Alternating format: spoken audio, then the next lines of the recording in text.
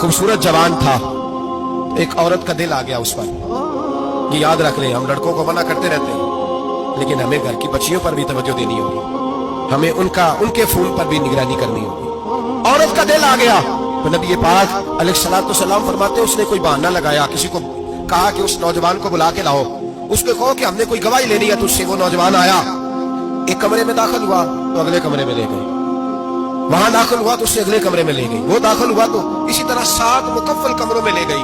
मेरे करीम रसूल मेरे महबूब पाक अलैहिस्सलाम फरमाते, सहाबा को समझा रहे हैं मीठे लबो लहजे में, फरमाते जब सबसे पिछले कमरे में ले गई तो एक लड़का बंधा हुआ था वहां रस्सियों से, शराब का प्याला पड़ा हुआ था।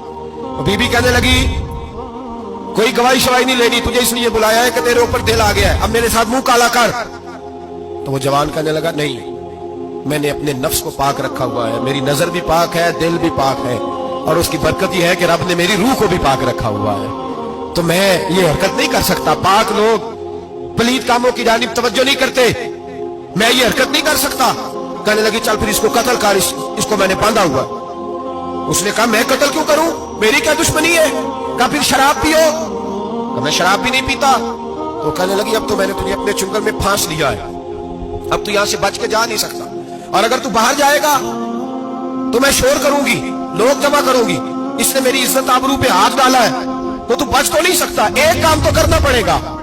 महबूब फरमाते उस नौजवान ने सोचा कि जिना भी बहुत बड़ा जुर्म है, कत्ल भी बहुत बड़ा गुनाह है, चलो अब मजबूरी है तो शराब पी लेता हूं।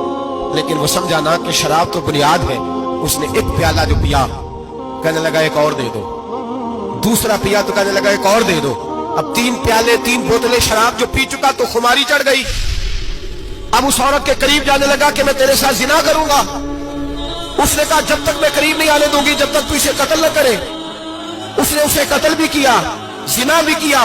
तो महबूब फरमाने लगे ये कत्ल और जिना जो हुआ है तो ये शराब की वजह से हुआ है, गोया शराब वो जुर्म है जो कत्ल भी कराएगी, जो जिना भी कराएगी। और अगर आप नशई को देखें, अगर आप शराबी को देखें तो क्या वो डकैतियां नहीं करता फिरता, वो चोरियां नहीं करता, वो अपनी ही माँ का जेवर नहीं बेच आता, वो अपनी ही बहन का पड़ा हुआ जहेज नहीं बेच आता, वो अपने ही घर में डाके नहीं डालता, वो अल्लाह के घर मस्जिद में आकर के चोरी नहीं करता।